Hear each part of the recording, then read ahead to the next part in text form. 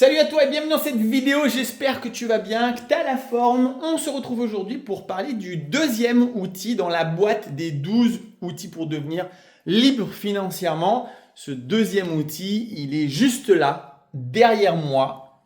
C'est un mur.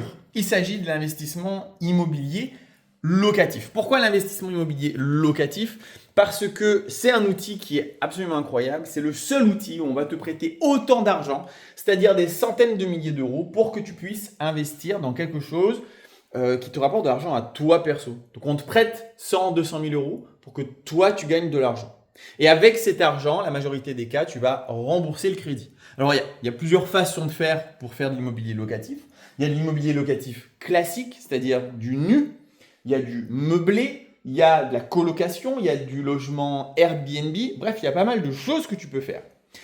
Ce qui est intéressant et ce qu'on cherche à faire au minimum, c'est d'avoir ce qu'on appelle une opération blanche, c'est-à-dire d'investir dans l'immobilier de manière à ce que ça ne te coûte rien à toi, mais que le loyer paye la taxe foncière, paye les charges, paye le remboursement du crédit.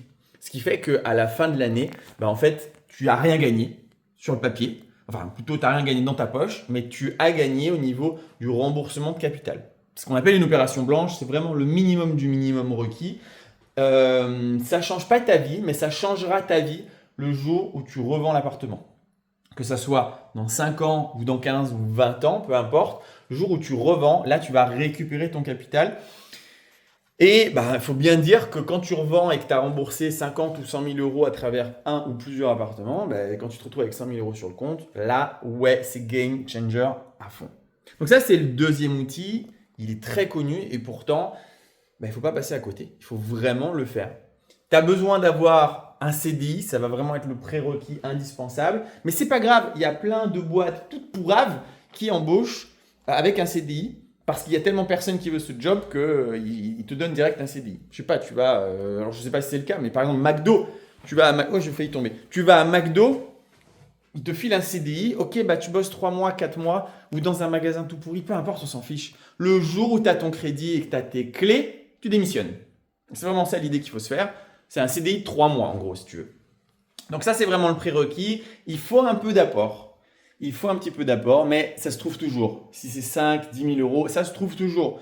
Tu vends ce que tu as, tu demandes à tes amis, à tes parents, tu vas faire du travail en plus. En un an, c'est totalement faisable de mettre 10 000 euros de côté en bossant. Oui, il faut bosser, mais ça fait partie du jeu. Donc ça, c'est le deuxième outil pour devenir libre financièrement. Je te rappelle qu'il y en a 12 et à travers les prochains jours, je vais t'expliquer un petit peu les 12. Il n'y a pas de façon de faire mieux que d'autres. Plus tu fais quelque chose qui est rentable et plus tu vas devoir être engagé, plus tu vas devoir travailler toi perso. C'est-à-dire que du nu, il n'y a vraiment rien à faire pendant des années. De la coloc, il y a quand même beaucoup plus à faire. Un bien meublé aussi. Un bien meublé en Airbnb encore plus. Mais c'est de plus en plus rentable. Et vu que c'est de plus en plus rentable, tu peux même avoir ce qu'on appelle du cash flow. Et le cash flow, c'est ce concept de dire, moi je reçois, mettons, 1000 euros avec mon appartement de loyer. Et une fois que je paye tout ce que j'ai à payer, les charges, les taxes, les impôts et tout ça, en fait, ça me coûte que 700 euros et il me reste encore 300 euros. Et donc, j'ai 300 euros de cash flow. C'est-à-dire que mon bien se rembourse, je rembourse toutes les choses qu'il y a à payer.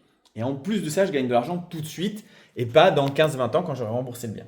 Donc, ça, c'est le Graal, c'est encore mieux, le cash flow. Mais même ne serait-ce que de rembourser du capital à travers le crédit, c'est quand même très, très intéressant.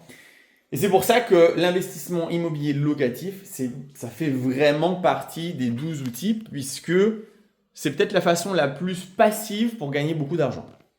Il n'y a vraiment rien à faire ou très très peu à faire.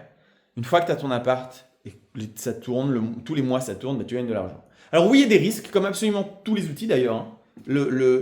L'investissement, la liberté financière, tous ces concepts-là, c'est que de la prise de risque. Mais il y a un moment, il faut se poser la question. Est-ce que c'est plus risqué de prendre ce risque d'avoir peut-être des loyers impayés? Ou est-ce que c'est plus risqué d'aller bosser 40 ans dans un boulot de merde que je n'aime pas, à être frustré de la vie, à pas avoir de temps, à pas avoir d'argent pour avoir une retraite misérable à la fin? C'est quoi le plus risqué des deux? C'est un peu la question qu'il faut se poser.